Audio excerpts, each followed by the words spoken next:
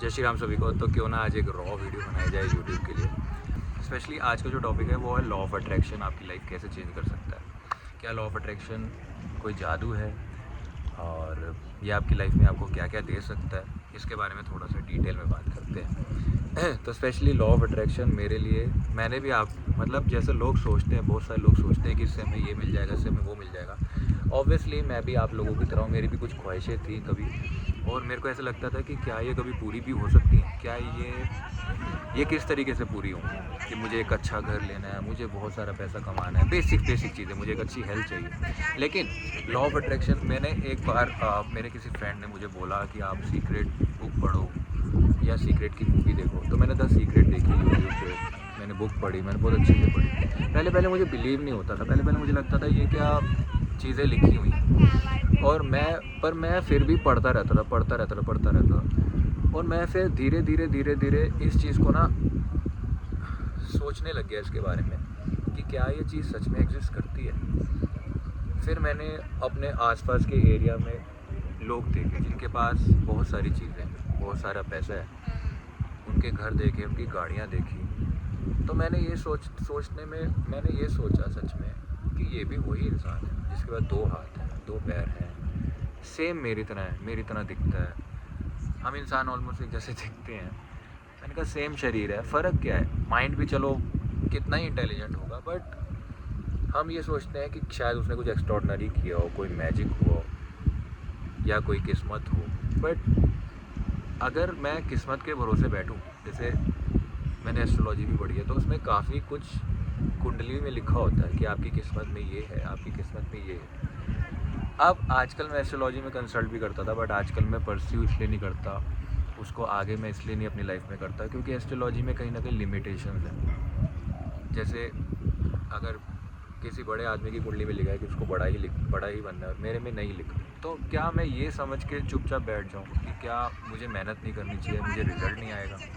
तो इसमें कहीं ना कहीं मुझे एक लिमिटेशन लगी, इसलिए मैंने कहीं ना कहीं इन चीज़ों को परस्यू करना छोड़ दिया, क्योंकि ये कहीं ना कहीं आपको एक लिमिट में रखती है।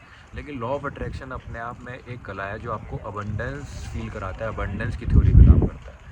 वो ये कहता है कि आप हमेशा सोचो कि इस दुनिया में, जैसे मैं नेचर में हूँ, तो देखो, सच में देखो कि कितना पानी है, कितना बड़ा आकाश है, कितना विशाल आकाश है, कोई छू भी नहीं सकता। कितने बड़े पर्वत हैं, कितनी बड़ी ज़मीन है, पंचतत्व कितने बड़े हैं। तो लॉ ऑफ अट्रैक्शन ये सिखाया है कि यूनिवर्स में इतना है कि हम एक इंसान नहीं, वो सबका पेट भर सकती है। जैसे कुदरत है, खाना है, सबका पेट भर सकती है 100%। अगर आप अपनी आंखें खोल के देखो तो इस कुदरत ने, यूनिवर्स ने हमें बहुत कुछ दिया है, बहुत कुछ दिया है। ये सब तब पता चलता है जब हम ग्रेटफुल डायरी बनाते हैं कि मेरे को आज सांस मिली है, मेरे को आज हेल्थ मिली है, शरीर मिला है, अच्छे पेरेंट्स मिले हैं, बहुत कुछ कुदरत ने ऑलरेडी बना के दिया है। अब लॉ ऑफ अट्रैक्शन कैसे काम करता है मैं आपको बताता हूँ। जब आप सच में ये सोचते हो कि सबसे पहले हमारा जो माइंडसेट होता है, जो ख़राब होता है, वो कहीं ना कहीं सोसाइटी की वजह से होता है। वो हमें ये फील कराती है कि हमारे पास अभी ये नहीं है तो चलो भागो, अभी वो नहीं है, ये भागो। तो क्या मैं भागता रहूँ? और जब तक वो चीज़ ना मिले मैं कब तक भागूँ? आज वो मिल जाएगी, आज ए चीज़ मिल गई, कल बी चीज़ के पीछे भागूँगा, फिर सी के पीछे भागूँगा, फिर डी के पीछे भागूँगा। मतलब यही होता रहता है हमेशा। तो लॉ ऑफ अट्रैक्शन ने अट्रैक्शन सिखाई, ना कि चेजिंग सिखाई। जब भी हम किसी ए बी सी डी किसी भी चीज़ के पीछे भाग रहे हैं, हम चेज़ कर रहे हैं चीज़ों को। हम कभी गाड़ी, कभी घर, कभी कोई अच्छा सोलमेट, हमेशा चेज़ करने में लगे, हमेशा।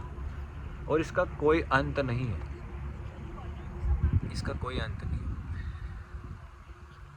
लेकिन अट्रैक्शन ने क्या सिखाया, लॉ ऑफ अट्रैक्शन ने बेसिकली क्या सिखाया, वो ये था कि आपकी लाइफ में चाहे कुछ भी हो रहा हो, आप अपने थॉट्स पे काम करो, अपने माइंडसेट पे काम करो।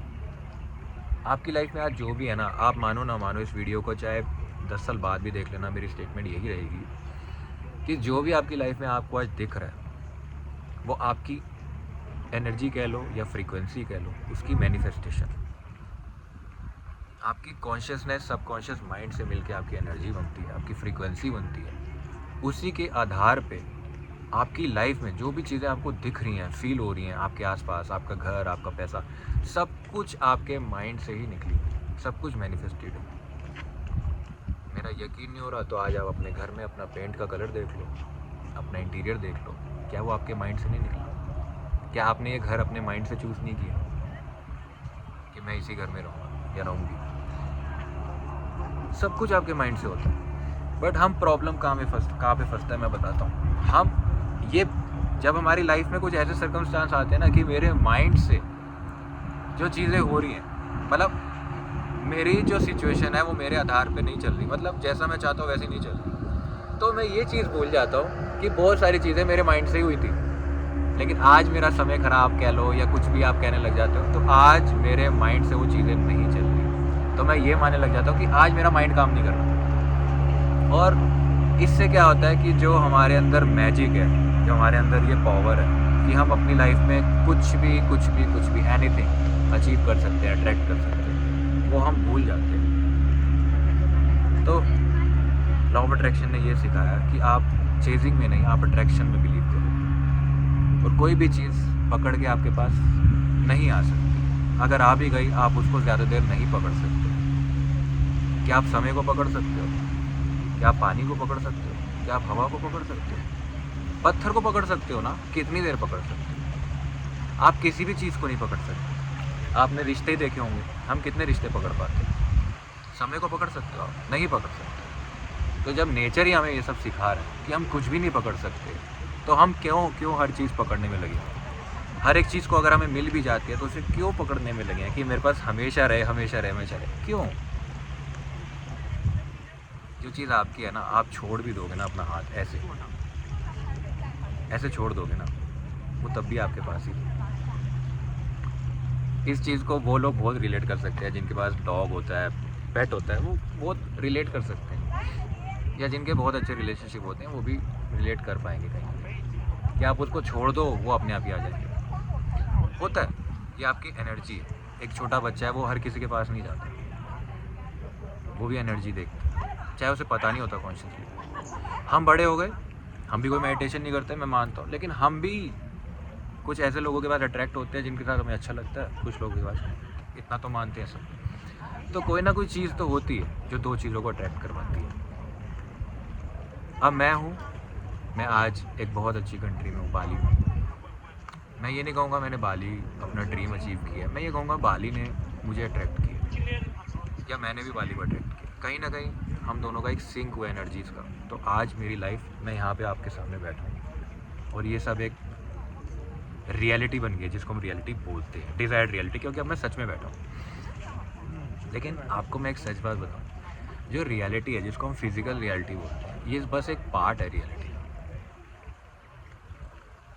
रियलिटी सिर्फ फिज़िकल रियलिटी नहीं होती, ये बहुत गहरा टॉपिक है। बट चलो, मैंने छोटा सा एग्जांपल दिया, जैसे आपके घर का पेंट है, वो आपके दिमाग से निकला, आपने एक बार सोचा होगा कि ऐसा इंटीरियर हो, तो वो बाद में रियलिटी बनता है। तो मैनिफेस्टेशन इसी चीज़ पे काम करती है, इसलिए अपने दिमाग पे काम करना बहुत ज़रूरी है। सिर्फ इतनी सी बात आप जान लो कि आपके पास सुपर पावर है, और इस सुपर पावर में अगर आप बिलीव नहीं करोगे ना, तो आप अपना ही नुकसान करोगे। और अगर बिलीव नहीं भी हो रहा ना, तो मेरे कहने पे, या बहुत सारे लोगों को पढ़ लो, एक बार आप डिल्यूजन में चले जाओ थोड़े टाइम के लिए। अब डिल्यूजन क्या होती है? डिल्यूजन होता है कोई भी चीज़ जो रियल नहीं है, लेकिन आप मान रहे हो, जान के एक्टिंग कर रहे हो उसको मानने की। कुछ टाइम के लिए आप डिल्यूजन अप्लाई करो अपनी लाइफ में। मैं ये बातें स्पेशली उन लोगों को बोल रहा हूँ जो ये बोलते हैं हमारी लाइफ में तो कुछ हो ही नहीं रहा। मैं कह रहा हूँ एक्टिंग करो, 1 घंटे के लिए एक्टिंग कर लो ना कि हो गया। अगर मैं शाहरुख खान नहीं बन पा रहा तो मैं एक्टिंग कर सकता हूँ कि मैं शाहरुख खान बन गया 1 घंटे के लिए, कि नहीं कर सकता? शाहरुख खान कैसे कपड़े पहनता होगा, कैसा खाना खाता होगा, 1 घंटे के लिए एक्टिंग नहीं कर सकते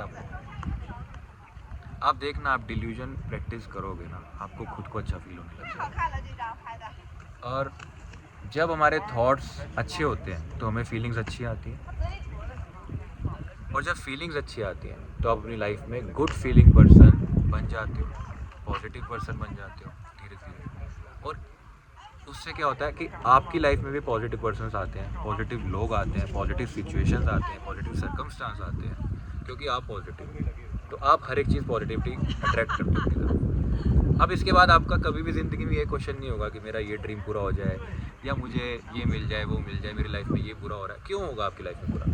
आप खुद ही इतने high aura high energy person बन चुके हो, अब आपकी लाइफ में सब कुछ अच्छा ही होगा। अब आप ऐसे स्टेज पे पहुंच जाओगे कि क्या ड्रीम्स क्या रियलिटी, मतलब सब कुछ है मेरे पास। जब मुझे अपनी सुपर पावर पता है कि मैं कुछ भी सोचूं वो पूरा होगा ही होगा, तो अब मुझे ऐसी कौन सी चीज़ है जो नहीं मिलेगी। तो भगवान आपके साथ है, भगवान ने आपको एक माइंड दिया, मैं बस एक जरिया हूँ। मैं आपको बता रहा हूँ कि आपके पास ये सुपर पावर है, इसे यूज़ करें प्लीज़, और अपनी लाइफ को और भी ज़्यादा बढ़िया बनाएं, बहुत बेहतर बनाएं, और बहुत ज़्यादा चीज़ें आप लोग अचीव कर सकते हो। लेकिन सबसे ज़्यादा मैं आपको एक बात बोलूँगा, शुरुआत सभी की ऐसी होती है कि सबके पास कोई ना कोई डिज़ायर होती है कि हमें ये मिल जाए वो मिल जाए, लेकिन एंड में आप सिर्फ अपनी एनर्जी पे ध्यान दीजिए, अपने एनवायरनमेंट्स पे ध्यान दीजिए, अपनी हैबिट्स पे ध्यान दीजिए, अपने थॉट्स पे ध्यान दीजिए। चीज़ें जो होती है ना वो हमेशा रिजल्ट्स होती हैं, वो बस एक 20% एक पार्ट है, 80% जो है वो प्रोसेस है। तो प्रोसेस जो भी हो आपकी लाइफ में, आप कुछ भी कर रहे हो, अगर आप लॉ ऑफ अट्रैक्शन नहीं भी कर रहे हो, आप कुछ भी कर रहे हो, प्रोसेस से प्यार करना सीखिए, रिजल्ट से नहीं। रिजल्ट्स सिर्फ आपको डाइवर्ट करेंगे लाइफ में। रिजल्ट्स मोटिवेशन की तरह देख सकते हैं, इंस्पिरेशन की तरह देख सकते हैं, डायरेक्शंस की तरह देख सकते हैं, लेकिन हमेशा हम रिजल्ट ओरिएंटेड नहीं रह सकते।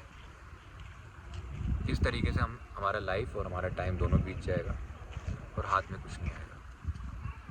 जितना हो सके प्रेजेंट में रहें, प्रोसेस लवर रहें, अपनी एनर्जीज़ पे काम करें, law of attraction techniques use करें, जिससे आपकी लाइफ में आप बेस्ट रिजल्ट्स पा सको। और अगर नहीं भी मिलते, छोड़ दो रिजल्ट्स को, अटैच मत होना रिजल्ट से। अगर नहीं भी मिलते तो आप अपनी लाइफ को बहुत बहुत बहुत आज जिस भी स्टेज पे हो, मैं आपको गारंटी के साथ कह रहा हूँ कि आप बहुत अच्छी लाइफ जी सकते हो। तो आज के लिए इतना ही, मिलते हैं नेक्स्ट वीडियो में। मैं बहुत सारी लॉ ऑफ अट्रैक्शन पे वीडियोस बनाऊंगा, क्योंकि मुझे पता है कि अगर मैं सोसाइटी में किसी तरीके से हेल्प कर सकता हूँ तो यही एक हेल्प है मेरी। मैं बस एक ज़रिया हूँ, मीडियम हूँ, और मेरी भी किसी ने हेल्प करी थी, तो मुझे आज ये ऑटोमेटिकली फ़ील हो रहा है कि मैं भी क्यों ना आप लोगों की हेल्प करूँ, सबकी हेल्प करूँ, जितना हो सके लोगों की हेल्प करूँ। आशा है आप सब अपनी लाइफ को और भी ज़्यादा पॉजिटिव बनाएंगे, और भी अच्छी लॉ ऑफ अट्रैक्शन टेक्निक्स को यूज़ करेंगे, और सब कुछ।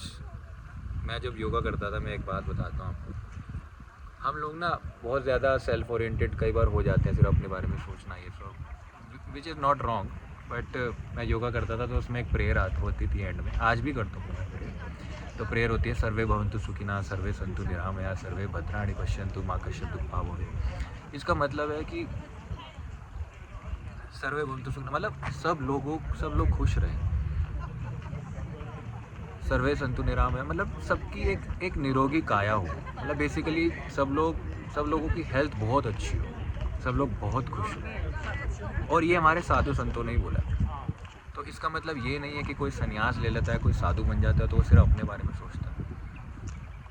जितने भी हमारे कल्चर्स हैं, हिंदू ट्रेडिशंस हैं, ये सिर्फ भगवान कृष्ण अर्जुन को ज्ञान दे रहे हैं। वो सिर्फ अर्जुन को ज्ञान नहीं दे रहे, वो सारे समाज के हित के लिए ही बात कर रहे हैं। तो हमें ये सब समझना चाहिए कि जब भी हम अपने लिए फ़ायदा कर रहे हैं, अपने लिए कुछ चीज़ अच्छी कर रहे हैं, तो ऑटोमेटिकली हम दूसरे के लिए अच्छा कर रहे हैं। और जब भी हम अपने लिए बुरा कर रहे हैं, हम दूसरे के लिए भी बुरा कर रहे हैं। सेम, हम दूसरे के लिए अच्छा कर रहे हैं, अपने लिए भी अच्छा कर रहे हैं, हम दूसरे के लिए बुरा कर रहे हैं, अपने लिए भी बुरा कर रहे हैं। लेकिन इनका एक बैलेंस होना चाहिए। तो मतलब अपने लिए भी अच्छा करो, दूसरों का भी करो, थोड़ा सा बैलेंस बना के चलना पड़ता है। मैंने ये सीखा है, बहुत ज़्यादा दूसरों का अच्छा करना भी सही नहीं है। उसके बारे में कभी किसी और वीडियो में बात करेंगे। तो आज के लिए इतना ही, मिलते हैं नेक्स्ट वीडियो में। जय श्री राम सभी।